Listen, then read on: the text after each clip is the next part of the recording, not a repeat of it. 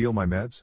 Enjoy divorce, jail, joblessness, and sleeping in your car. 16 years ago, I made a friend one day on the bus. Up until about a year ago, I considered this guy a member of my family. Let's call this guy Joel. So, I keep a crystal bowl on the mantle above my fireplace, full of my medical marijuana. I started noticing that after poker night, my bowl seemed a lot emptier than it should. So I set up a camera, to see which one of my guests was helping themselves when my back was turned. Next poker night, once everyone is gone, I pull up the video. There Joel was, plain as day, stuffing like $60 worth of my medication into his pocket. I sent him the video, and told him he had to return my medication, or pay for it, and I told him that if he chose to do neither, he should no longer consider me a friend. He denied it even with the video staring him in the face. He said he hadn't taken anything. He even had the nerve to act offended by the fact that I accused him. So I decided to ruin his life. Over the years, he had told me a lot of things he didn't want his wife to know. Affairs, shady shit he did with their joint funds, drug issues, terrible things he said about her, her mother, and her sister. I went back through all of our messages and took screenshots of everything secret he had ever said to me. There were over 70 pics. I sent her the screenshots. Here are some examples of the kind of stuff that was in the screenshots. He admitted to cheating on her with 8 different women over the course of our friendship. Taking money they were saving for a car, and using it to buy substances, specifically Xanax and perks. The fact that he was continuing to do substances, after he promised her he was clean and sober. Some of the things he said about her and her family. She's a vile, disgusting woman, and the reason they never have intercourse is that he can't stand the smell in between her folds.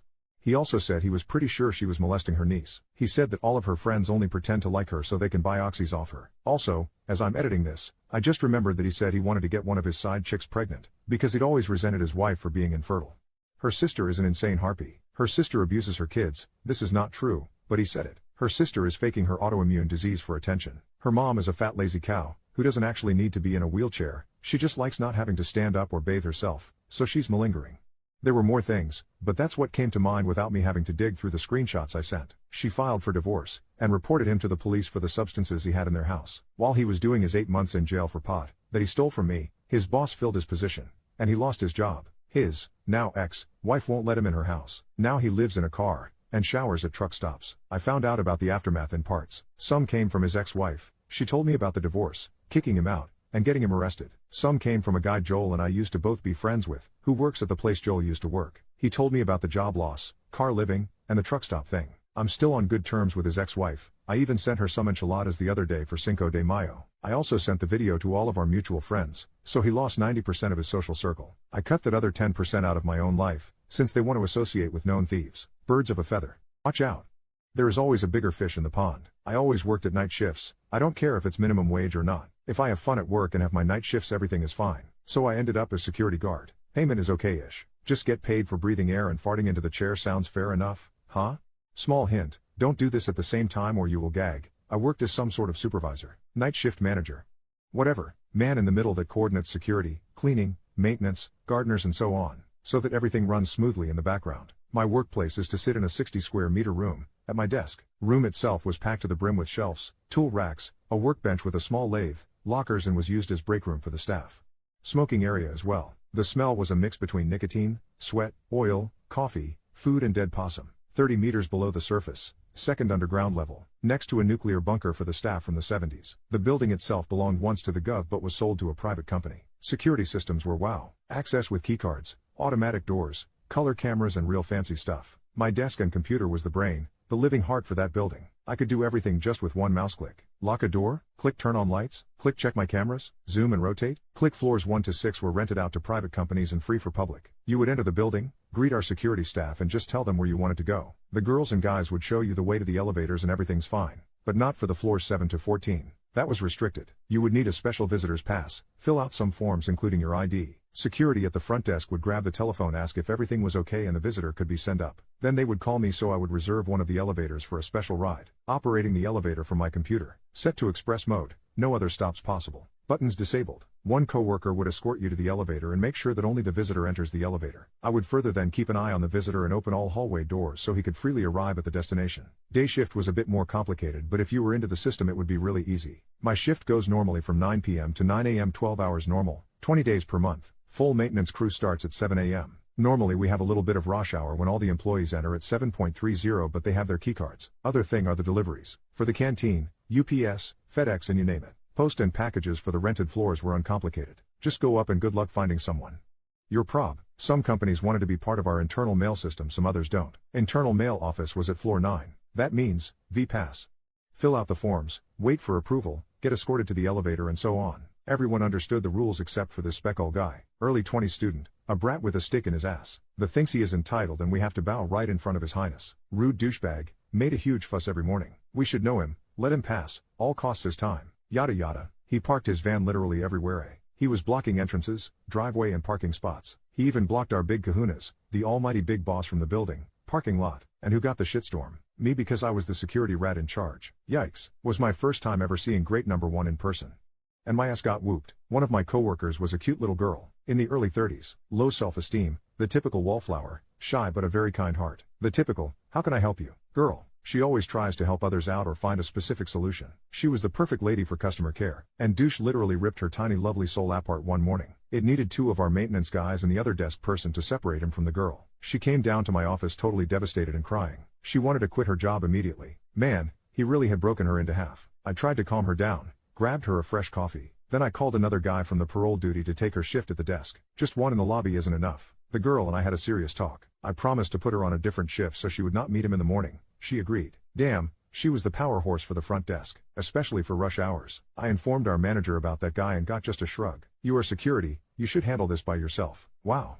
Really? Thanks for the backup, you lazy paper pusher. Good to know we can count on you. Not. I told little lady she could take the rest of the shift off, and send her home. Later the two maintenance guys came for a coffee break. They were still upset and fuming about douche, and he told me all the nasty things the guy said to her. Both were in rage about this guy. One of the quotes they heard was that this DOS bag would follow my coworker home and assault her when her shift was over, so she would learn how to serve real men. Wow.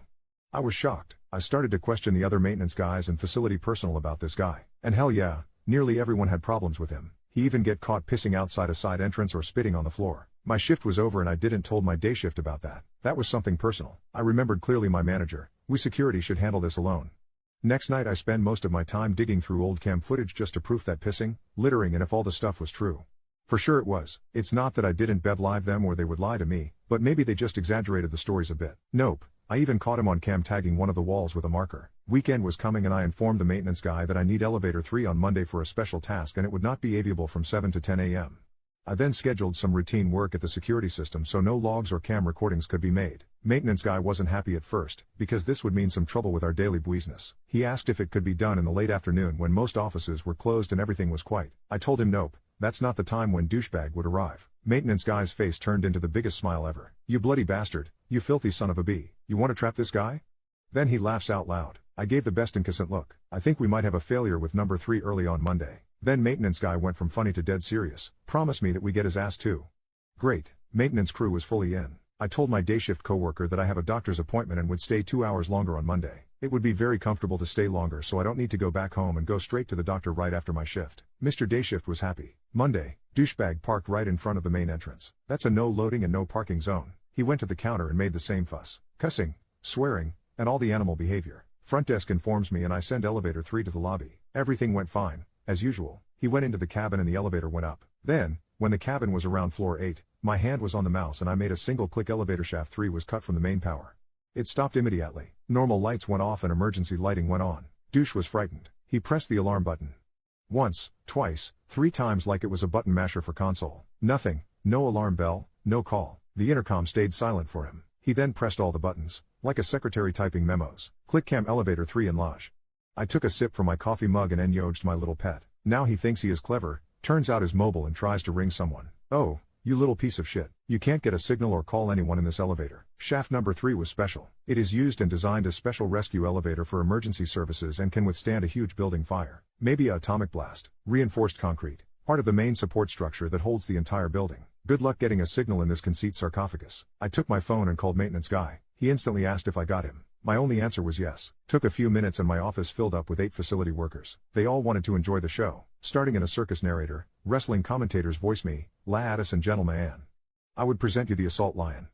Big laugh from everyone. Me, he is very dangerous and wanted to assault one of my coworkers. Hissing and spitting in every corner he can find to mark his territory. This wall painting animal is now locked in a cage. The crowd cheers. I even wanted to laugh out loud but I keep serious and formal like every circus manager would do. Me, now, my fellow audience, would we rally him a bit more? Please stay silent and do not laugh or make any noise. It could distract our beloved animal and ruin the show. Everyone was giggling. I put a finger on my lips to calm them down, grabbed the phone and ring the elevator intercom. Then I switched to an impassive, unsympathetic voice. Excuse me, sir, did you press the alarm button? He starts to freak out, that he is trapped for hours. Was not even 10 minutes by the time. I informed him in a monotonous voice that we have some issues. Wouldn't be so long. 5 to 10 minutes. Maintenance is on its way to rescue him. I spoke clearly out that his life is not in danger. Was true, but I said this with a very uncomfortable undertone. Then I hung up. This makes douche sweating bullets. He bangs on the doors, presses all the buttons. He even tried to open the doors by hand. Then I turned around, see all guys laughing, literally pissing in their pants. 3 to 5 minutes later I looked at the audience and asked me, should I finish him? Maintenance crew cheers, do it. I grabbed the phone and rang the intercom a second time. Check out the hilarious conclusion in part 2. Watch out. There is always a bigger fish in the pond. Part 2. Me, sir?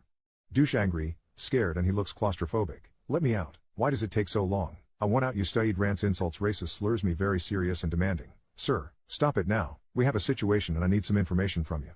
Douche calms down, shocked like a deer in a headlight, and got very scared. He stutters. What? Sir, touch the walls of the cabin. Are they a bit warm?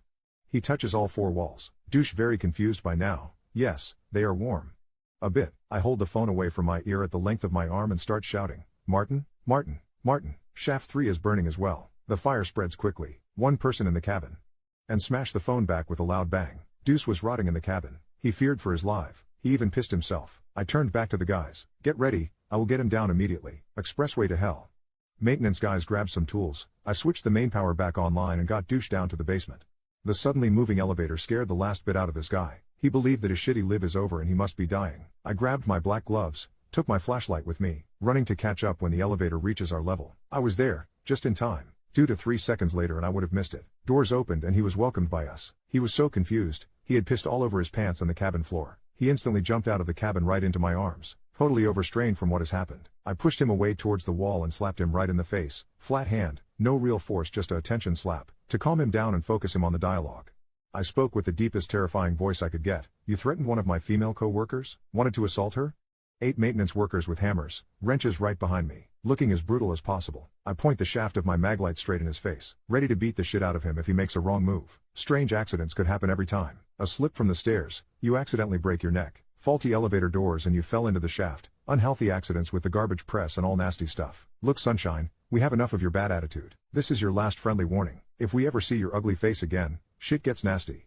I reach my hand out to him. Now be a good boy, give me the documents you want to deliver and leave the building immediately. He was stunned, couldn't realize the situation. He didn't say a word, just sobbing and crying, somehow glad he was alive. He slipped from the wall to the ground like a wet towel and had a complete mental breakdown. We gave him a very friendly reminder that this happens only in his dreams and what happens in the basement, stays in the basement. If he ever file a compliment or something official, we knew his full name, his private address, and then shit would really hit the fan. We explained to him that we have our connections and if we would ever hear a word about a loudmouth delivery guy, we would not so nice again. We escorted him to the bathroom, so he could clean himself up a bit, at least dry his pissed pants with some paper towels. He promised us that he wouldn't do it again. He begged us to let him go. Maybe he thought we would drown him in the toilet? Toilet waterboarding. Sounds fun. I like that idea, but nah, he was defeated, he was done. His attitude was broken and he learned his lesson. Then he was escorted out to a side entrance back to his van. Later one of the guys who escorted him out said that he got a nice juicy parking ticket as well. Double strike for the facility team. He came back the next day, heads down, tail between his legs. I asked the desk if there was any problem. Desk said that he acted strange. Co-workers at the desk thought he would make trouble like every day, but he was very polite and absolutely friendly. I would say, mission accomplished. The next few weeks were normal. Then a new delivery guy showed up. Never asked what happened, but the new guy was cool from the first day. Only downer of this incident was the massive paperwork for all of the missing security logs, missing camera footage, and I got a formal warning from the managers that I should never schedule maintenance work for security equipment in the morning hours again. My manager told me that we need the security equipment especially during rush hours. He stopped his monologue and dismissed me. I was on my way out, wanted to shut his door. He then threw a sentence in my back with a laughing undertone. We don't want any tragic accidents. As I closed his door I heard him laughing sarcastically. He knew what happened? Little lady quit a few months after this incident. We never told her what really happened, but she couldn't handle the stress that this douche has caused to her. She now works as a shop assistant in a woman's clothing store. Me? Something changed as well. I got a new nickname, Lift Boy. It spread faster than a wildfire. Most don't know the real story and many laugh about this, but the core staff would say this with some kind of respect. Few years later the building got sold again. New hiring contracts were made, but it was time to go on and live. Found a new job together with 2 of the maintenance guys. I work now in a workshop, produce spare parts on CNC lathes and milling machines. You guess it, night shift as well. We are still best friends today. And they still call me Lift Boy. May APS. Yeah, I knew that I crossed the line. 10/10 would do it again. Why? Just ask yourself what you would do if someone threatens your girlfriend, daughter, sister, wife. He made a girl cry and quit her job because he thought he was entitled to non-existing privileges. It was not a one-time oopsie, I had a bad day thing. He was just a brat with a shitty attitude. Sure, we could just beat him up, call the police or something like this. Thanks for reading and have a nice day.